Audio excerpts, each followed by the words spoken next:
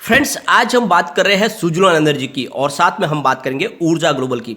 Suzlon energy से एक बहुत बड़ी अपडेट निकल के आ रही है। जिस तरह से लगातार वातावरण बदल रहा है उससे समझ में आ रहा है दोस्तों कि आने वाले समय में सुजलॉन एनर्जी एक गवर्नमेंट कंपनी बन सकती है। यस दोस्तों, जिस तरह से मामला आगे बढ़ रहा है उससे एक बात तो समझ में आ रही है कि आने वाले समय में सुजलॉन एनर्जी के ऊपर सरकार का कंट्रोल हो सकता है और इसके पीछे क्या वजह है जानेंगे इस वीडियो के माध्यम से। आपको भी अच्छे से समझ में आ जाएगा कि सारा मामला क्या है। दूसरी तरफ एक बहुत बड़ी खुशखबरी निकल कर आ रही है ग्रीन एनर्जी के सेक्टर के लिए। ये खुशखबरी इतनी शानदार है कि आने वाले समय में आपको इन ग्रीन एनर्जी के जितने भी स्टॉक है, चाहे ऊर्जा ग्लोबल हो या सुजलॉन एनर्जी, उनमें आने वाले समय में तेजी देखने को मिलेगी।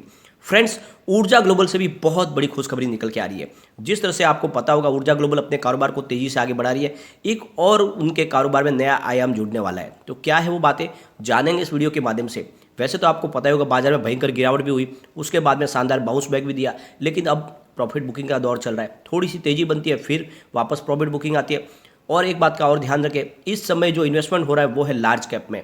तो फिलहाल जितने भी स्मॉल कैप के शेयर है उनमें आपको बड़ी तेजी देखने को नहीं मिलेगी, थोड़ा समय लगेगा, लेकिन ये स्टॉक फिर से तेजी से भागेंगे और आपके निवेश को कई गुना बढ़ा देंगे। तो ये मौका है जब इनमें इन्वेस्टमेंट करें और थोड़े समय के लिए रख लें।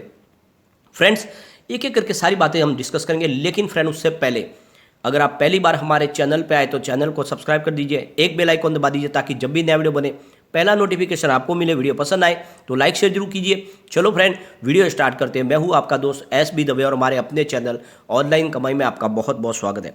सबसे पहले सुजलॉन एनर्जी की बात कर लेते हैं। स्टॉक ओपन हुआ 9.60 पर, हाई बनी 9.65 की, लो है 9.40 का और अंत में 9.50 पर क्लोजिंग रही। कल की क्लोजिंग पर न यहाँ पे अप है न डाउन है। वॉल्यूम को देखें तो पिछले एक महीने पहले इसका 5 करोड़ का वॉल्यूम था, 1 वीक पहले 3 करोड़ पिच का वॉल्यूम होता और कल इसका 2 करोड़ का वॉल्यूम था, आज भी 2 करोड़ का ही वॉल्यूम हुआ। तो काफ़ी स्टेबल हो गया स्टॉक।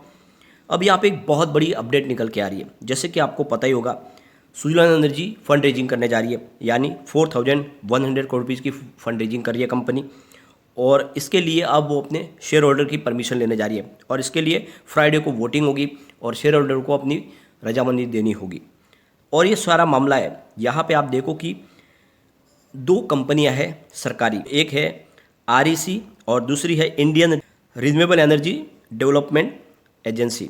तो ये दो सरकारी कंपनी स्टेक दे रही है सुजलॉन एनर्जी, उनसे एक मिलने वाला है फंड, यानी 4100 करोड़ का फंड मिलेगा दो सरकारी कंपनियों से। अब यहाँ पे जो होगा कि जो होल्डिंग कम होगी वो होगी प्रमोटर की होल्डिंग 13% पर आ जाएगी और जो लैंडर्स है उनकी होल्डिंग हो जाएगी 34.5%। तो आप देख लो कि प्रमोटर से काफ़ी ज़्यादा लैंडर्स के पास होल्डिंग आने वाली है, यानी कंट्रोल आने वाले समय में इन लैंडर्स के पास आने वाला है जिनकी होल्डिंग ज़्यादा है। तो अब ये सबसे बड़ी बात है कि ये जो बेल आउट पैकेज लाया गया है ये इसलिए लाया ताकि कंपनी तेज़ी से अपने बिजनेस को आगे बढ़ा पाए।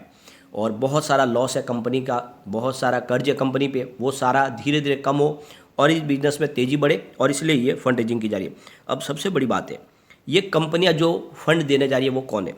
कंपनी है इरेडा, यानी Indian renewable energy development agency limited. ये सरकारी कंपनी है और एक गवर्नमेंट की मिनी रत्न कंपनी है। अब आप देख लो कि ये कंपनी का पोर्टफोलियो बहुत मजबूत है। यह ऊर्जा क्षेत्र में काम करने वाली कंपनी है, इनके पास बहुत सारा एक्सपीरियंस है और ये कंपनी अब निवेश करने जा रही है सुजलॉन एनर्जी में, यानी एक तरह से सरकार का निवेश हो रहा है सुजलॉन एनर्जी में। दूसरी जो कंपनी है वो है रूरल इलेक्ट्रिफिकेशन कॉरपोरेशन लिमिटेड, ये भी सरकार की कंपनी है और एक नवरत्न कंपनी है। तो आप देख लो कि दो सरकारी कंपनियां निवेश करने जा रही है सुजलॉन एनर्जी में। दोनों के पास बहुत सारा एक्सपीरियंस है इस ऊर्जा क्षेत्र का। अब सरकार ने ठाना है कि आने वाले समय में यानी 2070 तक जीरो कार्बन पॉलिसी पे जाना है और इसके लिए सरकार को जरूरी है कि उन साधनों को तेज़ी से आगे बढ़ाया जाए जो इस ग्रीन एनर्जी के बिजनेस को लेके जाएंगे। तो उनको पता है कि सुजलॉन एनर्जी इस क्षेत्र की बहुत पुरानी कंपनी है। तो प्रमोटर तो इस कंपनी को आगे लेके जा नहीं पा रहे हैं, वो तो कंपनी को लगातार लॉस में डाल रहे हैं, लेकिन सरकार चाहती है कि इस कंपनी के माध्यम से ऊर्जा क्षेत्र में नए आयाम स्थापित किए जाए, यानी क्लीन एनर्जी का बिजनेस अगर हमें बढ़ाना है तो ऐसी कंपनियों को अपने कंट्रोल में लेना होगा। और इसीलिए इसके तहत सरकार ने अब इन दो कंपनियों को इसमें अपने पार्टनर बना दिया एक तरह से, क्योंकि वो स्टेक लेंगे तो आने वाले समय में कंट्रोल सरकार के हाथ में जाएगा और फिर सरकार तेज़ी से अपने जो गोल को अचीव कर पाएंगे। तो आप देख लो कि आने वाले समय में सुजलॉन एनर्जी में धीरे धीरे सरकार की हिस्सेदारी बढ़ेगी और प्रमोटर की हिस्सेदारी घटेगी और आने वाले समय में पूरी तरह से सरकारी कंपनी सुजलॉन एनर्जी बन सकती है, क्योंकि सरकार को भी ज़रूरत है ऐसी कंपनी की इस समय, क्योंकि आने वाले समय में जो भी कारोबार होंगे वो सब ग्रीन एनर्जी के माध्यम से होंगे, तो इसमें सुजलॉन एनर्जी का बड़ा रोल होने वाला है। तो आप समझ लो ये पूरी तरह से रणनीति तैयार हो चुकी है। एक बड़ी खुशखबरी और निकल के आ रही है, गवर्नमेंट ने जिस तरह से अपने ग्रीन एनर्जी के लिए अपना गोल सेट किया है, उसके तहत अब जो एयरपोर्ट है वो एयरपोर्ट ग्रीन एनर्जी के माध्यम से ही पूरी तरह से चलेंगे, यानी वहाँ पे जितनी भी बिजली की खपत होगी वो ग्रीन एनर्जी के माध्यम से होगी। और इसके लिए अब तैयारी शुरू कर दी गई है एयरपोर्ट अथॉरिटी ऑफ इंडिया की तरफ से कि इस तरह से जितने भी एयरपोर्ट है इंडिया के उनमें सब जगह पे ग्रीन एनर्जी का इस्तेमाल होगा, यानी जो परंपरागत ऊर्जा है वो सारा का सारा वहाँ पे बंद कर दिया जाएगा और ग्रीन एनर्जी के माध्यम से ही एयरपोर्ट चलने वाले। तो आप देख लो कि जितनी कंपनियां जो ग्रीन एनर्जी का बिजनेस करती है, चाहे वो ऊर्जा ग्लोबल हो या सुजलॉन एनर्जी, उनके दिन पलटने वाले हैं बहुत जल्द। अब देखो कि यहाँ पे सुजलॉन एनर्जी ने कोई बड़ी लॉस भी नहीं दिया लोगों को। इसके रिटर्न को अगर देखें तो पिछले 5 साल के हिसाब से 50.26% का जरूर निगेटिव रिटर्न है, लेकिन 3 ईयर के हिसाब से 41.04% का पॉजिटिव रिटर्न है, 1 ईयर के हिसाब से 70.27% का पॉजिटिव रिटर्न है, 3 मंथ के हिसाब से 21.94% का पॉजिटिव रिटर्न है और 1 मंथ के हिसाब से 0.53% की मामूली सी गिरावट है और 1 डे के हिसाब से भी वही है।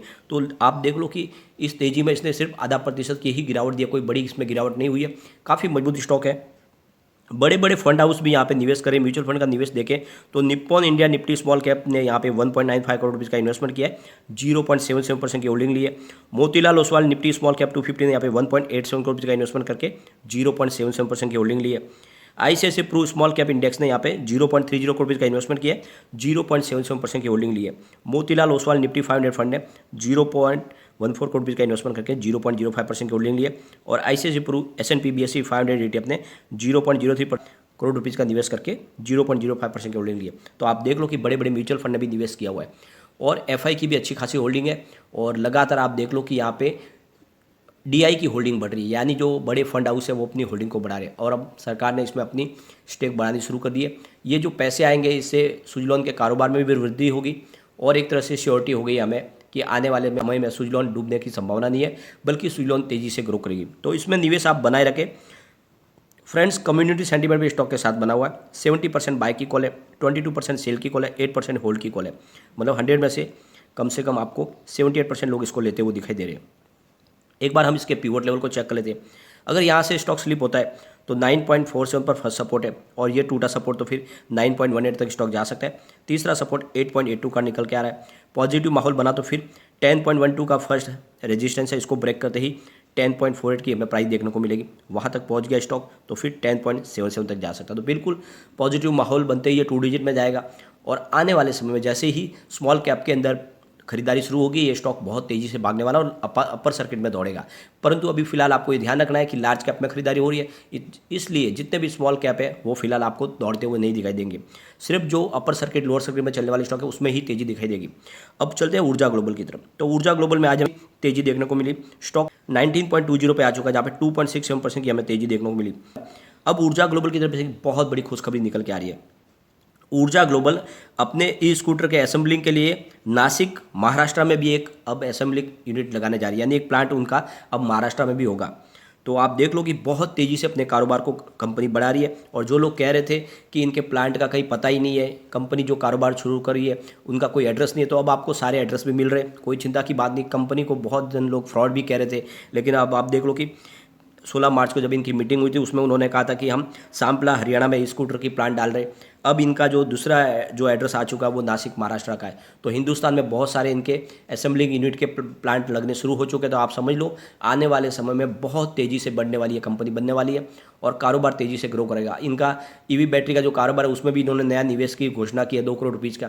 तो आप देख लो कि कारोबार बहुत तेज़ी से बढ़ने वाला है और कंपनी ये छोटी सी आने वाले समय में एक बड़ी मल्टीबैगर कंपनी बन सकती है। यही मौका है जब ऊर्जा ग्लोबल में निवेश करें। कम्युनिटी सेंटीमेंट की अगर हम बात करें तो 86% बाय की कॉल है, 14% सेल की कॉल है।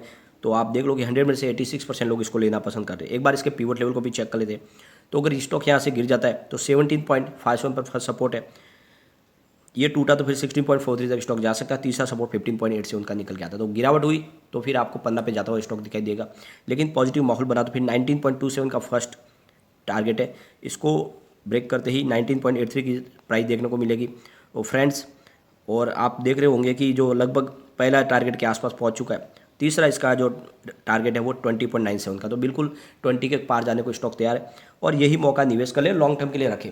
एक बात का ध्यान रखें, इस समय आपको लार्ज कैप में बड़ी तेजी होती हुई नहीं दिखाई देगी। कोई चिंता की बात नहीं, थोड़े से नजरिए अपना लॉन्ग टर्म का रख के ऐसे स्टॉक में निवेश करिए। आने वाले समय में डेफिनेटली एक मल्टी बैगर बनने वाले हैं। और सुजलान तो आप देख लेना, आने वाले समय में यहाँ पे प्रमोटर की स्थिति कमजोर होती जाएगी और यहाँ पे सरकार की पकड़ मजबूत होती जाएगी। तो बिल्कुल सरकारी कंपनी बनेगी आने वाले समय में, और यहाँ पे निवेश जो आपका है वो कई गुना बढ़ सकता है ये, क्योंकि ये ग्रीन एनर्जी का बिजनेस करने वाली कंपनी है, बहुत ही पुरानी, और आपके निवेश को कई गुना बढ़ा देगी। लेकिन फ्रेंड, कोई भी इन्वेस्टमेंट करने से पहले अपने फाइनेंशियल एडवाइजर से एक बार एडवाइस ले ले या अपना खुद का रिसर्च करें, क्योंकि मैंने वीडियो आपके एजुकेशनल पर्पज के लिए ही बनाया। वीडियो पसंद आए तो लाइक शेयर जरूर कीजिए और चैनल को सब्सक्राइब कर दीजिए। Thank you.